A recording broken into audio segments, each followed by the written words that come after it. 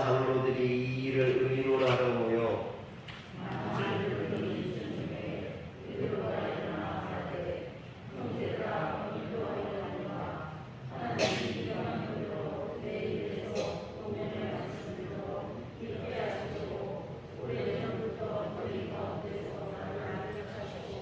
또 마음을 아시는 하나님이 우리에게와 같이 그들에게도 성령을 주어 증언하시고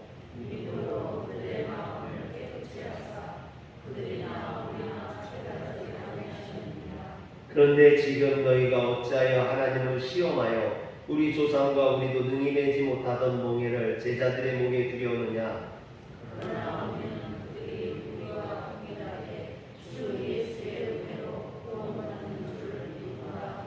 아멘. 할렐루야. 바울과 바나바는 예루살렘에서 내려온 몇 사람들이 당시 이방인으로 구성되었던 안디옥 교회 성도들을 향해서 모세의 법대로 할례를 받지 않으면 능히 구원을 받지 못하리라 가르침으로 야기된 이 어떤 문제를 해결하기 위해서 예루살렘 모교회로 사도들과 장로들을 찾아왔습니다. 이에 사도들과 장로들은 제1회 예루살렘 공의회를 소집해서 복음을 영접한 이방인 그리스도인들이 구원을 위한 필수 전제 조건으로 율법을 쫓아 할례를 받는 것이 마땅하냐 마땅하지 않느냐를 두고 많은 변론을 했습니다. 즉 이것은 오랫동안 격렬한 논쟁을 했다라는 것입니다. 그런데 7절에 보면 이제 많은 변론이 있은 후에 베드로가 일어나 말하되 그랬습니다. 사람들은 끝까지 자기 주장들을 주장했겠죠. 그런데 이것을 끝까지 경청했던 예수님의 수제자이며 초대교회 지도자였던 베드로가 일어나서 7절에 보니까 형제들아 너희도 알거니와 하나님이 이방인들로 내 입에서 복음의 말씀을 들어 믿게 하시려고 오래전부터 너희 가운데 나를 택하시고 그랬습니다. 여기에서 형제들아 또는 너희도 그랬는데 형제들이나 너희라는 말은 바로 예루살렘 모교회의 성도들, 즉 할례를 주장하는 사람들과 그것을 반대하는 사람 모두를 의미합니다. 또 베드로는 너희가 알거니와 그랬는데 여기에서 너희가 안다라는 것은 예루살렘 모교회 성도들이 모두 아는 한 가지 사건을 의미합니다. 여기에서 이 한 가지 사건이라는 것은 바로 사도행전 10장에 나오는 베드로가 가이사랴 이방인 고넬료, 가이사랴 이방인 백부장 고넬료를 구원한 사건, 그것을 의미하죠. 베드로는 하나님의 인도하심에 따라 가이사랴에 있는 고넬료의 집에 들어가 복음을 전했습니다. 그런데 복음을 전할 때 고넬료를 비롯한 그곳에 모인 모든 이방인들에게 하나님께서 성령을 부어주심을 직접 경험하게 되는 거죠. 즉 베드로는 예루살렘의 교인들에게 가이사랴 이방인 고넬료 일행에게 복음을 전해주시기 위해 하나님께서 너희들 가운데 나를 택하신 것을 너희들도 알고 있지 않느냐 이렇게 이야기하는 겁니다. 또 8절과 9절에 보면 마음을 아시는 하나님이 우리에게와 같이 그들에게도 성령을 주어 증언하시고 믿음으로 그들의 마음을 깨끗하게 하사 그들이나 우리나 차별하지 아니하셨느니라 했습니다. 이는 하나님께서 우리에게 성령을 내려주셔서 우리가 하나님의 자녀가 되었듯이 이방인 고넬료 일행에게도 할례를 받지 아니했지만 하나님께서 그들에게 성령을 부어주셔서 그들이 하나님의 자녀가 되었음을 확증해 주셨다라는 것입니다. 그러므로 베드로는 유대인인 우리나 그들이나 같다라는 거죠. 할례가 특별한 것이냐? 그렇지 않다는 겁니다. 할례를 통해서 우리가 구원받았냐? 그렇지 않다라는 거죠. 그럼 우리가 무엇으로 구원받았느냐는 겁니다. 오직 예수 그리스도의 보혈의 은혜로. 지금 바울은 이걸 이야기하는 겁니다. 우리가 할례로 구원받은 게 아니라는 거예요. 우리는 예수 그리스도의 보혈의 받았고, 이방인 고넬료 가정도 그들이 할례를 받지 않았지만 그들도 예수 그리스도의 복음을 들을 때 그들에게 성령 임함으로 하나님께서 그 구원을 확증해 보여주셨다라고 이야기하고 있는 겁니다.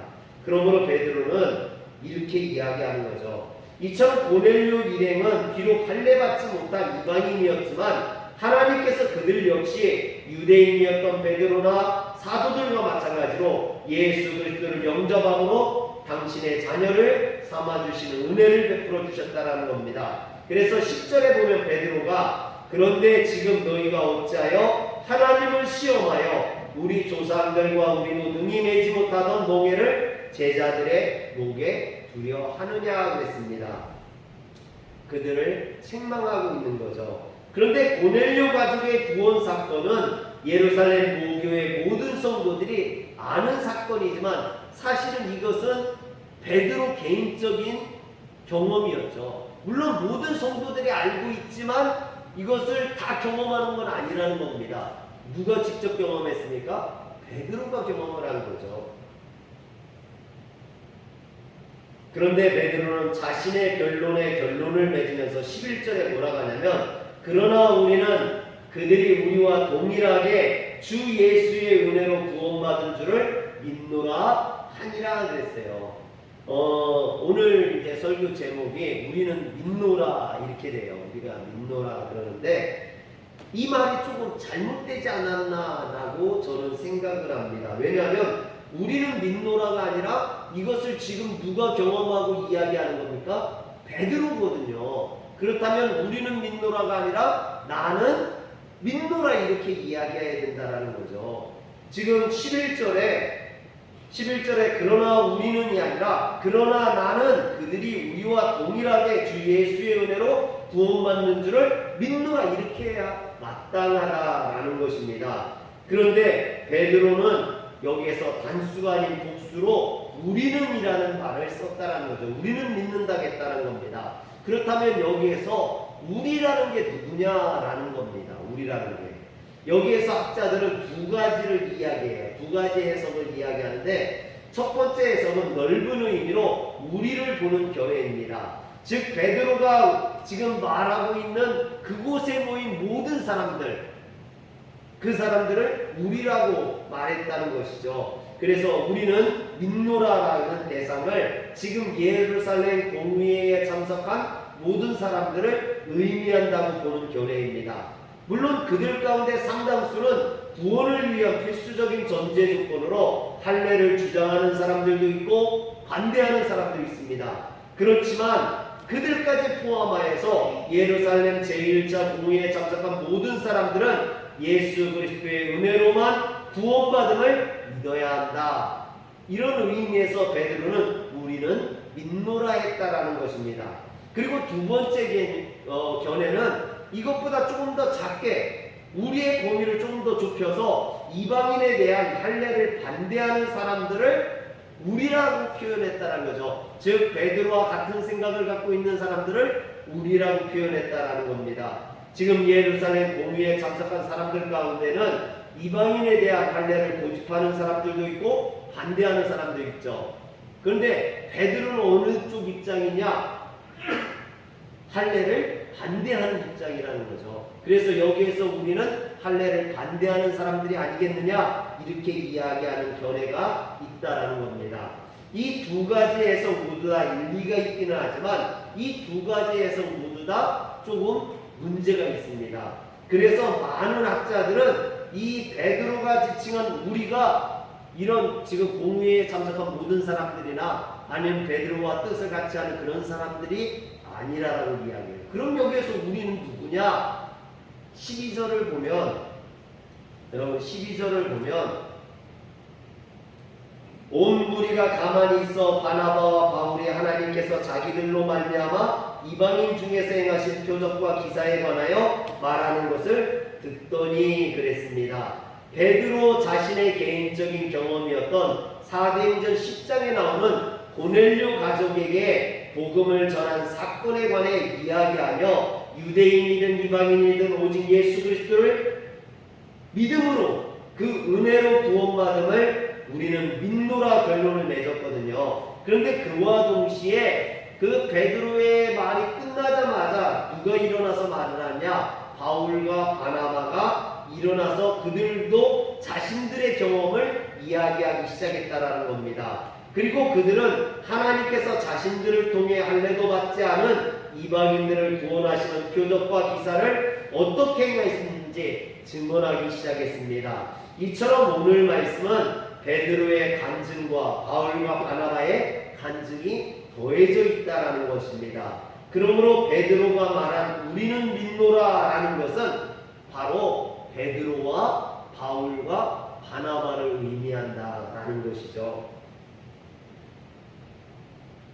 그렇다면 여러분, 베드로와 바울과 바나바가 어떻게 우리라는 것으로 묶일 수 있느냐라는 겁니다. 무엇 때문에 어떤 공통점이 있어서 우리라는 것으로 묶일 수 있느냐라는 거죠. 이들은 이전에 이방인들을 구원하기 위해 하나님의 도구로 쓰임받은 경험이 있다라는 것이죠. 유경험자들이다라는 것입니다. 베드로는 가이사랴 이방인에게 복음을 전해서 구원한 경험이 있죠. 또 바울과 바나바는 어떻습니까? 비시디아 안디옥과 이고니온과 루스드라와 바울은 더베와 버가와 이 수많은 이방인들에게 복음을 전한 그런 경험이 있습니다. 차이가 있다면 베드로가 전한 이방인들은 유대 땅에 있는 이방인들이죠. 그러나 바울과 바나바가 전한 이방인들은 유대 땅이 아니라 이방 땅, 유대를 벗어난 다른 지역에 있는, 소아시아에 있는 지역에 있는 이방인들에게 복음을 전한 것이다 라는 것입니다. 당시 이방인들에게 복음을 전한다는 것은 오늘날 우리가 생각하는 것처럼 그렇게 간단한 문제가 아닙니다. 제가 이제 터키 가가지고 터키 선교사님도 친해서 터키 선교사님하고 이렇게 얘기해 보면요, 무슬림들이 그렇게 교회에다 자꾸 돌을 던진대요. 교회 건물에다. 그래서 유리창을 자꾸 깨기도 하고 어떤 때는 불 지르기도 하고 뭐 이런다라는 거예요. 여러분, 이런 무슬림이나 또는 뭐 다른 곳에 가서 복음을 전하는 게 쉽지 않겠죠. 그러나 이때 이스라엘 백성들이 이방인에 가서 복음을 전하는 건 더 어려웠다라는 겁니다. 특별히 유대인들은 선민주의가 강해서 이방인들을 배척하고 무시했죠. 그래서 이방인들도 유대인들을 싫어하고 왕래가 없는 그런 관계였습니다. 당시 이방인들에게 복음을 전한다는 것은 그래서 매우 어려운 일이었다는 겁니다. 하나님의 명령에 순종해서 가이사랴 이방인 고넬료의 집에 찾아간 베드로가 그래서 이방인 고넬료에게 첫 마디가 처음 했던 말이 뭐냐면요, 사도행전 10장 28절에서 29절에 보면은 이르되 유대인으로서 이방인과 교제하며 가까이 하는 것이 이법인 줄을 너희도 알거니와 하나님께서 내게 지시하사 아무도 속되다 하거나 깨끗하지 않다 하지 말라 하시기로 부름을 사양하지 아니하고 왔노라. 묻노니 무슨 일로 나를 불렀느냐. 즉 베드로가 지금 고넬료의 집에 와서 첫 마디가 이거라는 거예요. 우리 유대인들은 이방인과 상종하지 않는다라는 겁니다. 그래서 나도 당신들과 상종할 수 없는데 하나님께서 가라가니까 어쩔 수 없이 왔다라고 이야기하는 거죠. 선민의식에 젖어있던 유대인들은 자신들을 제외한 모든 이방인들을 짐승처럼 간주했습니다. 이방인과 교제하거나 식탁에 함께 앉거나 이방인의 집을 방문하는 것을 철저히 율법에 금지시켰다라는 거죠. 그렇게 하지 않을 경우 부정한 이방인들의 부정이 자신들에게 전이 된다고 믿었습니다. 따라서 이스라엘 경내에 살던 고넬료와 같은 이방인들은 유대인들의 이런 폐쇄적이고 그리고 독선적인 관습에 대해서 너무나 잘 알고 있었죠. 베드로도 유대인이었으므로 당연히 이러한 생각을 가지고 있었습니다. 그럼에도 불구하고 그가 고넬료를 찾아가는 것은 이것이 하나님의 명령이었기 때문입니다. 이처럼 베드로가 유대인의 관습을 버리고 하나님의 명령에 따라 이방인 고넬료의 가정을 방문했는데 여러분, 이런 방문하는 데는 베드로에게 엄청난 용기가 필요했을 거예요. 그런 율법을 깨고 율법을 무시하고 고넬료를 찾아가기 위해서는 얼마나 대단한 용기가 필요했겠습니까? 여러분 혹시 전도 나가보셨어요? 저도 전도를 참 많이 나갔는데 이렇게 마을 믿지 않는 분들한테도 많이 나가거든요. 그런데 사실 쉽지가 않아요. 남의 집에 믿지 않는 집에 찾아가서 얘기한다는 게 쉽지 않습니다. 그래서 이렇게 전도를 나갈 때는요, 제 마음을 다 잡고 나가야 돼요. 마음을 그래 나가야지. 전도를 위해서 하나님의 명령이니까 나가야지. 근데 때로는요, 나가고 싶지 않을 때도 있어요. 정말 가고 싶지 않을 때도 있어요. 특히 조금 교회에 대해서 비판적이거나 안 좋아하는 분들 집에는요, 가고 싶지 않을 때가 많아요. 여러분 그럼에도 불구하고 그것이 하나님의 명령이라면 우리는 그 명령에 순종해야만 하는 겁니다. 실제로 베드로는요, 이방인 고넬료의 집을 방문한 것과 관련해서 예루살렘 성도들로부터 비난을 받았죠. 어려움을 당했습니다. 사도행전 11장 2절과 3절에 보면 베드로가 예루살렘에 올라갔을 때 할례자들이 비난하여 그랬어요. 여러분 베드로가 누굽니까? 예수님의 수제자예요. 예루살렘 모교회의 지도자입니다. 그럼에도 불구하고 베드로인데도 불구하고 이처럼 이방인의 집에 들어갔다는 이유로 비난받고 비판받고 어려움을 당했다는 겁니다. 그런데 바울과 바나바도 마찬가지겠죠. 그들은 1차 전도여행 당시 이방인들에게 복음을 전한다는 이유로 죽일 위험을 당하고 쫓겨남을 당하고 어려움을 겪지 않습니까? 더군다나 루스드라에서는 돌에 맞아 죽을 뻔하는 사건도 있었잖아요. 이처럼 베드로와 바울과 그리고 바나바가 이방인을 위한 도구로 쓰임받았던 것은 세상적인 관심에서보다는 결코 고상하거나 자기 품위를 지키는 일이 아니었습니다. 그것은 주위 사람들과 동족들에게 비난을 받고 돌팔매질에 자신의 생명에 위협을 느낄 수 있는 그런 어려운 일이었다라는 것입니다. 그러므로 이런 일은 주님을 위해 자신의 모든 것을 버릴 수 있는 사람만이 할 수 있는 일이라는 거죠. 그러므로 이 세상 모든 것보다 주님이 더 크신 분이고 주님을 더 귀하게 생각할 수 있는 사람만이 이 길을 갈 수 있다라는 것입니다. 그래서 베드로는 자신처럼 그 길에 서 있는 바울과 바나바를 가르쳐 우리는 믿노라 했던 거예요. 어떤 동질의식, 같은 길을 가는 사람들, 같이 주님을 위해서 생명을 내걸 수 있는 사람들. 그래서 베드로는 바울과 바나바를 우리라고 표현을 한 거죠. 저는 베드로가 이 고백을 하는 순간 바울과 바나바를 바라봤을 것 같아요. 우리 가족 그러면은 누굴 보겠습니까? 저희 집사람이나 저희 아이들을 제가 바라보겠죠. 그것처럼 베드로가 우리라고 바울과 바나바를 표현하면서 분명히 그들을 봤을 거예요. 그리고 바울과 바나바도 그런 말을 하는 베드로를 바라봤을 겁니다. 그러면서 서로의 눈이 마주쳤겠죠. 서로.